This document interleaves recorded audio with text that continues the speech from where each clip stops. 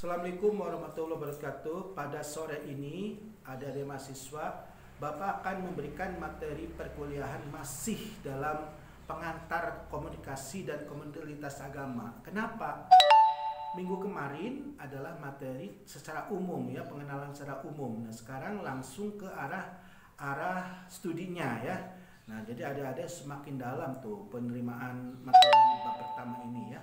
Oke, mungkin adik-adik sudah tahu ya tentang pengertian komunikasi dan pengertian komunikasi lintas agama. Jadi pengertian komunikasi lintas agama itu ada dua variabel. Yang pertama komunikasi dan yang kedua lintas agama. Nah, komunikasi adalah cara orang mengungkapkan sesuatu kepada orang lain. Nah, jadi ada cara orang tuh. Jadi orang ingin menyampaikan sesuatu ke orang lain itu harus ada cara. Nah, caranya apa? Caranya bisa berupa bahasa, bisa berupa menganggukkan kepala, bisa menggelengkan kepala, atau gestur lain, atau dengan cara menggambar atau melukis. Nah, semuanya ini adalah salah satu cara atau cara-cara mengungkapkan ide kepada orang lain. Jadi sesuatu itu harus ada caranya agar sesuatu yang disampaikan pada orang lain itu bisa diterima. Nah, ini adalah proses komunikasi. Jadi komunikasi itu adalah cara-cara komunikasi yang terjadi antara minimal dua orang. Jadi ketika komunikasi sendiri, misalnya adik-adik bicara di depan kaca ya, ataupun nyanyi-nyanyi di depan cermin atau di tembok, itu bukan komunikasi walaupun ada suara dari yang memberi sumber. Kenapa tidak dikatakan komunikasi? Karena tidak ada orang yang menerima informasi itu. Nah, walaupun caranya ada dengan cara bahasa menyanyi misalnya, atau ngomong pidato sendiri, itu bukan komunikasi ya. Nah, jadi adik-adik harus tahu bahwa kayak orang gila ngomong sendiri kemana-mana, itu bukan komunikasi walaupun dia mengungkapkan sesuatunya dengan bahasa ya, tapi tidak ada yang disampaikannya untuk siapa ya. Tuh, jadi kalau tidak ada yang disampaikannya atau penerimanya, maka itu bukan komunikasi ya. Nah, jadi adik-adik tahu, jadi komunikasi itu adalah cara orang menyampaikan sesuatu kepada orang lain. Caranya di sini adalah dengan apa? Dengan bahasa, dengan gestur tubuh, menganggukkan kepala, menggeleng kepala, atau menggambar yang lain-lainnya. Misalnya adik-adik berkomunikasi dengan orang, adik-adik senang kepada seseorang misalnya ya.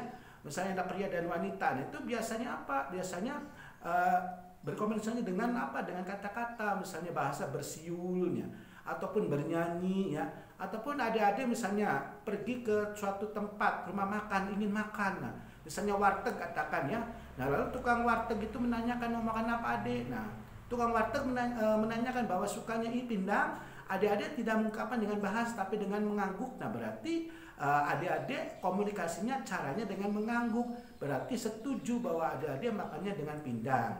Ketika misalnya tukang wartegnya menyodorkan telur, adik-adik tidak mau menggelengkan kepala, itu berarti tandanya komunikasinya itu adalah tidak mau dengan telur. Nah, jadi komunikasi itu caranya bisa dengan bahasa secara verbal ataupun dengan gestur, gerak tubuh, mengangguk, nah menggeleng kepala, lalu mengepal tangan dan sebagainya. Semuanya itu adalah cara orang berkomunikasi yang harus ada orang, cara, dan penerimanya. Menurut David Caberto ada empat segi yang harus diperhatikan ketika terjadi komunikasi. Apa saja empat segi itu? Pertama adalah sumber, kedua pemberitahuan, ketiga saluran atau media, dan yang keempat adalah penerimanya. Sumber ini adalah orang pertama atau komunikator yang menyampaikan komunikasi atau yang memprakarsai munculnya komunikasi. Nah, untuk siapa komunikasi dari komunikator itu? Untuk sang penerima. Nah, sehingga dia itu sebagai komunikator itu memprakarsai atau mewakili penerima untuk menerima pesan atau menerima isi komunikasi dari komunikator ya. Ini yang pertama tentang sumber. Nah, sumber itu harus apa syaratnya? Harus dia cakap. Nah, ya cakap itu pinter, cerdas ya. bisa bicara gitu ataupun gesturnya pinter. Nah, kedua harus bisa komunikasi, harus bisa mampu. Jadi walaupun dia misalnya orang yang nggak bisa berbicara, seorang bisu, tapi dia pandai mengungkapkan bahasa-bahasa verbal, bahasa-bahasa non verbalnya.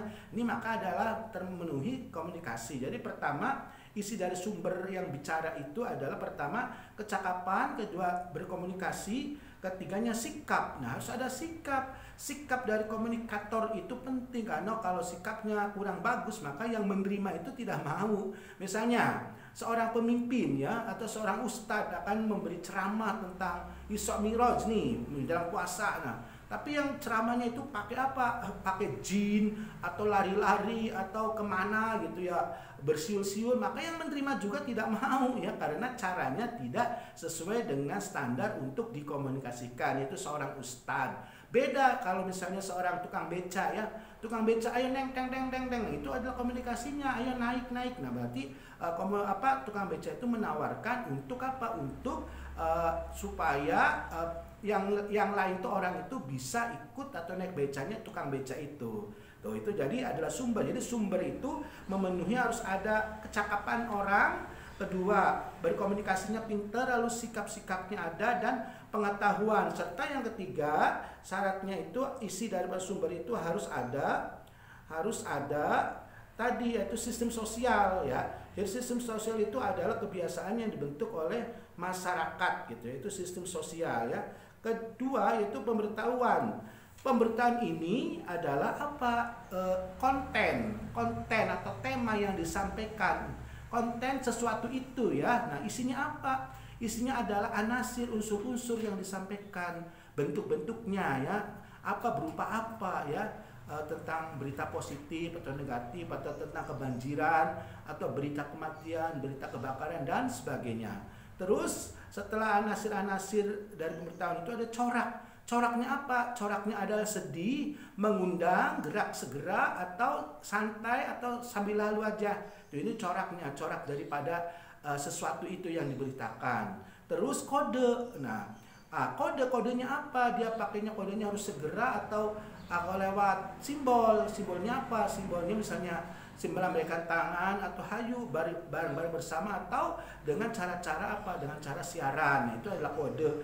Nah, setelah itu isi. Nah, isi kontennya itu harus betul dipertanggungjawabkan agar komunikator itu memberikan pesan kepada yang diajak bicara atau yang diajak menerima pesan itu betul-betul tersampaikan pesannya. Jadi kalau isinya tidak bagus atau isinya tidak sesuai, maka yang menerima juga akan tidak menerima. Maka sering kita dikatakan berita itu adalah berita hoax ya. Nah, yang terakhir adalah ada cara pengolahannya. Cara pengolahannya apa? Dia itu harus diolah ya kontennya itu, supaya sumber yang memberikan informasi itu bisa diterima oleh sang penerima. Nah, syarat ketiga yang harus dipenuhi kata David Keberto itu, seorang komunikasi itu harus ada saluran. Nah, saluran itu apa? Media. Nah, media ini misalnya apa? Untuk apa fungsinya? Untuk melihat, mendengar, menyentuh, membawa, mencicip. Jadi apakah orang yang memberi informasi itu adalah melihat, atau orang yang menerima informasi itu melihat? Misalnya saya melihat Pak Casram hari ini masuk. Nah, karena dia misalnya tetanggaan, dia udah siap-siap. Nah, jadi jangan dikatakan ketika dia ngomong memberikan informasi tidak ada tidak ada sesuatu yang dilihat. Maka itu namanya hoax ya. Nah, misalnya ada kabar, misalnya, Pak Casram hari ini tidak masuk. Nah, setelah dilacak itu sumbernya dari mana? Tidak ada berita, sumbernya tidak ada. Maka dikatakan berita itu adalah gagal. Karena tidak ada sumber, walaupun ada konten, tapi sumbernya nggak ada, kontennya itu juga tidak pernah dilihat atau didengar. Hanya muncul dari orang-orang yang nggak bertanggung jawab ya. Jadi banyak hal-hal yang seperti dalam kehidupannya ketika ada berita asal ngomong, nah ternyata sumber pemberitahuannya itu dari siapa, itu berarti itu adalah hoax, dan ini bukan syarat terjalinnya komunikasi. Nah, seterusnya adalah apa? Menyentuh. Nah, pernah nggak kalian menyentuh atau saling bertemu gitu ya dengan orang itu melihat? Nah, lalu setelahnya membau dan mencicipi. Nah, kalau kalian misalnya saya suka bakso ini enak sekali rasanya, baunya enak. Karena apa? Orang tersebut sudah mencicipi bakso, rasa bakso.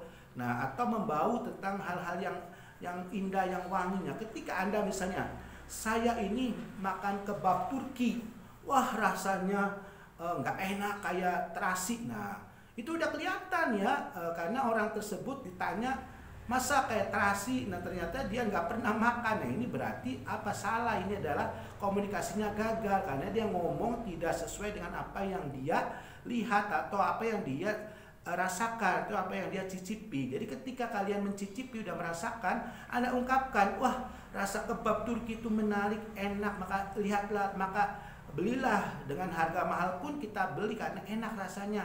Tapi jangan harap ketika kalian ingin menceritakan tentang kebab Turki tapi belum pernah sama sekali mencicipi, maka orang itu yang menerima informasi tidak akan percaya. Nah, akhirnya timbul tidak terjadi komunikasi antara komunikator dengan komunikasi. Nah, keempat adalah menurut David Caberto adalah harus ada penerima. Walaupun komunikatornya ada, pemberitahuannya ada, serta salurannya ada, tapi penerimanya nggak ada, nah maka itu tidak dikatakan komunikasi jalan ya. Sama kayak tadi misalnya orang gila, tahu nggak orang gila? Orang gila itu ngomong di mana-mana, dia ada sumbernya ya, sumbernya ngomongnya orang gila, isinya dia dengan apa kata-kata itu, kontennya tentang misalnya tentang apa keluhan atau rasa senang, caranya apa dengan bahasa, nah ya. Salurannya mana? Salurannya tadi dia melihat ya, melihat sesuatu atau dia mendengar, membawa ketika dia belum gila. Jadi ada daya ingatnya. Tapi yang menerimanya tidak ada, karena orang gila masa diterima ya, maka itu dianggap tidak terjadi komunikasi ya. Jadi paham ya adik-adik bahwa komunikasi itu harus ada 4 segi yang harus diperhatikan. Pertama sumber, kedua pemberitahuan, ketiga saluran, lalu keempat penerima. Ketika salah satu empat ini tidak ada, maka itu kata Berto itu tidak dikatakan sebagai suatu komunikasi ya, hanya pemberitaan aja. Nah makanya kalau ada misalnya mendengar informasi misalnya tentang apa gitu ya, tentang sekarang kan mau puasa Ramadan dimulai tanggal misalnya sekian, nah itu harus dicek ya siapa yang memberitahukannya, pemerintah misalnya, lihat datanya ya, yang sumbernya, kalau ada datanya oke. Kedua kontennya ada, oke, pemberitahuannya. Ketiga salurannya ada lewat medsos atau lewat orang yang dipercaya, nah ada, nah itu udah memenuhi syarat. Lalu penerimanya apa ya, kita muslimnya, itu berarti informasi tentang puasa nanti tanggal 22 Maret itu adalah valid, dan itu adalah terjadi, berarti hal itu terjadi suatu komunikasi menurut David Caberto ya. Nah, jadi paham adik-adik, jadi komunikasi itu harus memenuhi 4 syarat. Kalau salah satu syaratnya tidak ada, maka tidak dikatakan komunikasi ya. Nah, lalu bagaimana ketika kalian sudah berkomunikasi? Menurut pakar lain yaitu Bernardo Attias, nah, bahwa ada 3 model komunikasi. Nah, pertama model retorika atau model perspektif dramaturgi, kedua model transmisi, dan ketiga model ritual. Nah, model retorika ini adalah model permukaan ya. Retorika itu retoris, dia memberikan keyakinan, memberikan berita agar orang yang menerima informasi itu menurut mengikuti apa yang diberitakannya itu. Ini katakanlah komunikator, katakan model retorika adalah orang yang apa? Model-model yang katakanlah garda terdepan ya. Garda terdepan, dia pasang badan. Misalnya Usuluddin itu tidak terjadi misalnya penyimpangan akidah, atau tidak ada mahasiswa studi agama yang murtad. Nah, itu udah pasang badan, itu namanya apa? Retoris ya. Dan meyakinkan orang agar orang lain, anaknya bisa masuk ke studi agama-agama dengan menunjukkan bahwa dengan belajar di studi agama itu tidak akan membuat orang itu lemah iman, bahkan murtad. Tidak pernah terjadi dalam kasus di UIN Bandung misalnya, atau di UIN se-Indonesia tidak pernah ada umat Islam atau mahasiswa yang belajar di studi agama walaupun belajar agama-agama lain murtad. Nah, itu tidak ada karena buktinya ada, tidak pernah ada. Nah, ini adalah cara, ini adalah namanya cara retoris atau model retorika. Cara model retorika ini tujuannya untuk apa? Untuk menekankan, membuat orang mengikuti apa yang diucapkan itu. Tuh, jadi kalau orang-orang pengiklan atau kalian berdiri di garda himma ya untuk mempromosikan adik-adik kelasnya untuk ikut misalnya artikulasi, ikut penggojlogan, regenerasi SA. Nah, itu harus orang-orang yang pandai berbicara retoris itu meyakinkan bukti-bukti agar penerima itu mengikuti apa yang diucapkan oleh sumber, agar mereka mengetahui, setelah mengetahui maka dia melaksanakan mengikuti apa yang dikatakan oleh sumber berita. Nah, itu model retorika ya. Nah, kedua adalah model transmisi. Transmisi itu apa? Pemindahan. Nah, model transmisi itu ada tujuannya untuk apa? Menanamkan, mengalihkan gagasan atau berita. Jadi ketika narasumber atau komunikator atau sumber memberitahukan tentang sesuatu, maka dia harus membidik berbagai aspek ya, agar apa? Agar gagasannya itu tidak dianggap layu atau tidak membosankan. Jadi misalnya adik-adik mempromosikan studi agama di sekolah aliyah. Nah ya, yang mempromosikannya itu membicarakan studi agama bukan hanya tentang lembaga saja, tapi tentang studentnya, tentang biayanya, masa depannya, kajiannya, lalu dosennya, pengalamannya, lalu rewardnya, dan berbagai aspek disajikan dalam satu integrasi. Nah, ini tujuannya apa? Tujuannya agar tadi orang sudah yakin, nah dikembangkan lagi dengan pendekatan tadi, berbagai aspek diungkapkan, maka ini namanya model transmisi. Jadi ketika hanya rotil saja, harus didukung model yang ketiga, yaitu model transmisi, untuk memperkuat dan mengalihkan berita itu kepada gagasan-gagasan yang akurat. Nah, lalu ketiga adalah model ritual. Nah, ini yang ketiga ini harus hati-hati karena dia harus mengajak tindakan ya, harus mengambil. Nah, misalnya kayak tadi, ayo adik-adik anak SMA kita masuk jurusan studi agama, itu retoris itu, karena adik-adik masa depan dengan studi agama akan jadi analis agama, itu retoris. Yang kedua, gagaskan bahwa dengan masuk studi agama ini maka berbagai tantangan umat bisa diselesaikan di studi agama. Itu adalah cara model-model transmisi. Yang ketiga, diajak untuk tadi mendaftar. Nah, ini namanya diajak langsung bertindak, itu namanya model ritual.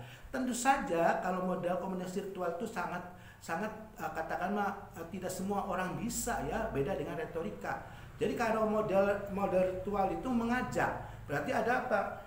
Berarti ada kekuatan dari orang tersebut, baik kekuatan ilmu, pengalaman maupun dari kekuatan sang penciptaannya, diberikan kekuatan dari sang pencipta. Makanya misalnya ada seorang ustadz ketika memberitahukan pengumuman beda dengan seorang yang tukang beca memberikan pengetahuan yang sama. Nah, atau kayak tadi tentang berita ya, studi agama-agama, ketua jurusan memberitahu tentang mempromosikan jurusannya berbeda dengan orang yang bukan mahasiswa studi agama. Nah, akan tidak didengar ya, karena dia sumbernya bukan dari sumber pertama, atau orang tersebut tidak memiliki kompetensi untuk mengumumkan berita itu ya. Jadi kalau model ritual itu sangat kuat sekali, punya dampak enggak ya, teruji. Apakah seseorang itu punya dampak karisma kepada orang lain untuk dia mengikuti apa yang diungkapkan? Nah, ini adalah model-model komunikasi secara ritual ya. Nah, oke ya. Jadi ketika komunikasi terjadi ada 3 model. Pertama, model retorika, kedua model transmisi, ketiga model ritual. 3 model ini adalah bentuk komunikasi yang dikembangkan di dalam dunia akademis ya. Nah, oke ya, adik-adik mungkin paham tentang pertama tadi definisi komunikasi, kedua syarat komunikasi, ketiga modelnya. Nah, sekarang yang langsung beralih kepada bagaimana komunikasi lintas agama.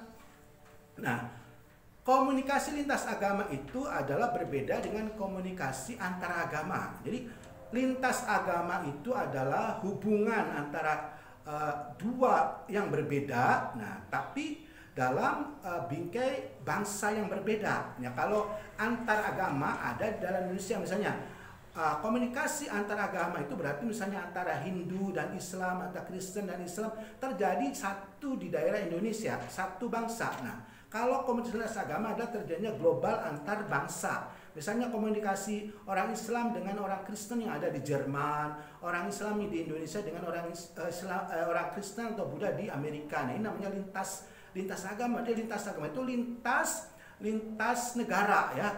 Ketika komunikasi antar agama berarti hanya terjadi perbedaan antar agama di dalam satu negeri ya. Tuh, jadi ada udah tahu bahwa komunikasi lintas agama itu komunikasi menyampaikan sesuatu kepada orang yang berbeda agama dalam bangsa yang berbeda dan agama yang berbeda, atau orang yang beragama yang berbeda ya. Nah, di sini kenapa munculnya komunikasi lintas agama? Tujuannya apa? Komunikasi lintas agama itu tujuannya untuk membangun ya hubungan, relationship, hubungan apa? Hubungan baik. Pertama, hubungan baik. Kedua, saling pengertian. Ketiga, kerjasama, saling menguntungkan tuh. Jadi kenapa komunikasi lintas agama terjalin baik? Terjalin untuk apa? Tujuannya untuk menjadi hubungan. Kalau tidak ada hubungan, maka tidak akan terjadi komunikasi yang baik. Kedua, saling pengertian, dan yang keempat, kerjasama, saling menguntungkan ya. Nah, jadi komunikasi lintas agama ini adalah komunikasi antara manusia yang berbeda agama yang ada di wilayah yang berbeda atau di negara yang berbeda. Tujuannya apa komunikasi lintas agama ini? Untuk membangun hubungan baik, saling pengertian, dan kerjasama, saling menguntungkan. Jadi pertama, hubungan baik dijalin dulu. Setelah hubungan yang terjalin, maka saling menghargai, saling toleransi, kekuatan dan kelemahan harus diakui bersama. Ketiga, kerjasama tuh ya. Misalnya kita ingin kerjasama dengan berbagai agama di seluruh dunia. Nah, terbentuk misalnya wadahnya apa? Wadahnya misalnya interfaith community. Nah, kita bentuk tuh warga-warga dunia beda agama itu jadi satu kesatuan. Misalnya dari misalnya mahasiswa Indonesia di UIN Bandung nih, bentuk kerjasama hubungan antara agama internasional, ada agama Hindu, Buddha, dan dari berbagai negara. Nah, ini namanya komunikasi lintas agama. Nah, syarat tadi tujuannya itu apa? Untuk menjaga hubungan baik, lalu membuat pengertian, dan ketiga adalah kerjasama saling menguntungkan ya. Nah, jadi komunikasi lintas agama itu terjadi ada pesan dan anggota. Jadi pesan dan anggota dari satu agama dan agama lain itu harus memiliki satu ide, harus satu niat yang baik. Karena kalau tidak terjadi hubungan yang baik, maka komunikasi lintas agama itu akan tidak terjadi. Karena kita tahu bahwa agama itu adalah masalah vested interest, masalah keminatan. Beda dengan masalah hubungan ekonomi, budaya. Kalau agama itu kan menyangkut masalah hati ya. Jadi ketika kalian berhubungan dengan orang lain yang beda agama, yang apalagi beda bangsa ya, maka itu harus tahu dulu karakter bangsa mereka, agama mereka itu, supaya terjalin hubungan baik. Dan nanti kalau sudah hubungan itu terjadi, muncullah toleransi atau pengertian, dan disitulah diambil saling menguntungkan. Jadi hubungan lintas agama itu adalah saling menguntungkan, tidak boleh saling merugikan, atau satu untung satu rugi, tidak boleh ya. Jadi makanya diadakan satu SOP misalnya. Misal contoh mahasiswa studi agama UIN Bandung mau ngajarin dengan mahasiswa Kristen misal Universitas England yang di London. Nah, itu udah, itu namanya hubungan komunikasi lintas agama, berbeda agama juga berbeda bangsa ya. Gitu ya. Oke ya. Nah, di situ harus kita tahu bahwa komunikasi lintas agama itu juga harus ada harus ada hal-hal yang harus diperhatikan. Nah, di antaranya apa? Di antaranya pertama ada persepsi. Nah, kita harus memahami ya karakter dari orang beragama dan bangsa yang berbeda itu. Persepsinya gimana?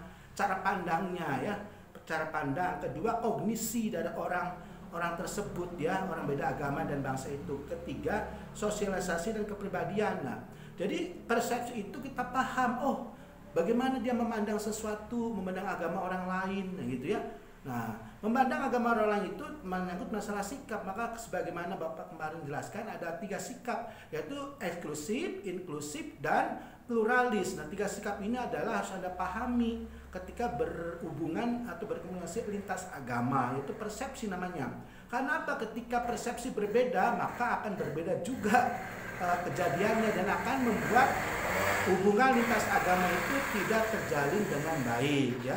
Lalu kedua, kognisi. Nah, tentu saja kalau kita berhubungan itu harus dengan nalar ya, harus ada otak. Jadi kalau kita misalnya tidak bisa bicara dengan rasional atau logis, maka itu sulit dipahami ya. Jangan-jangan nanti muncul satu ketidakbiasaan atau kebiasaan dalam pembahasan. Jadi ketika misalnya terjadi hubungan antara agama, antar berbagai negara, antara misalnya studi agama di UIN dengan di London. Nah, itu harus ada kognisinya, cara pandangnya ya. Nah, dengan kognisi, bukan dengan hati atau dengan perasaan ya. Nah, lalu syarat ketiganya harus diperhatikan adalah sosialisasi tuh. Jadi harus ada daya sosialisasi, jangan diam aja supaya terdukung komunikasi itu. Ketika orang misalnya berhubungan dengan beda agama dan beda bangsa, kalau tidak dengan sosialisasikan diri, maka ada anggapan tidak ada untuk apa berhubungan dengan mereka. Mereka kan beda agama, beda bangsa. Nah, hal-hal seperti itu perlu ada sosialisasi. Nah, sosialisasi ini menambah power hubungan itu terjadi. Nah, yang terakhir adalah kepribadian tuh. Jadi tetap karena kita manusia harus ada kepribadian, ada karakter, ada etika. Jadi kita harus memahami etika bangsa-bangsa lain dan agama lainnya. Jangan sampai, wah, saya nggak suka lah berhubungan dengan orang Hindu India karena dia adalah penyembah sapi misalnya, atau dia adalah suka mandi di air gangga yang tidak bersih karena tidak steril. Nah, ini adalah tidak terjadi, tidak baik untuk hubungan antar lintas agama, ya. Tuh, jadi ada 4 poin yang harus diperhatikan ketika komunikasi lintas agama. Pertama, persepsi, kognisi, sosialisasi, dan kepribadian. Nah, lalu dari 3-4 aspek ini ada gangguannya. Ya, gangguan lintas agama itu apa? Harus memperhatikan bahasa, ya. Bahasa itu harus diperhatikan. Kedua, isyarat nonverbal, sikap, kepercayaan, watak, nilai, dan orientasi pemikiran. Nah, jadi ketika komunikasi antar agama itu yang harus diperhatikan, di samping 4 juga harus diperhatikan hambatannya, yaitu kemampuan bahasa, isyarat nonverbal, lalu sikap, kepercayaan, watak, nilai, dan orientasi pemikiran. Ya, demikian saja dari Bapak, ya, pembicaraan mata kuliah hari ini. Mudah-mudahan adik-adik semakin tajam semakin melihat bahwa perkuliahan wacana pelintas komunikasi lintas agama ini sangat bagus untuk dikembangkan. Sekian dari Bapak, wabillahi taufiq wal hidayah. Wassalamualaikum warahmatullahi wabarakatuh.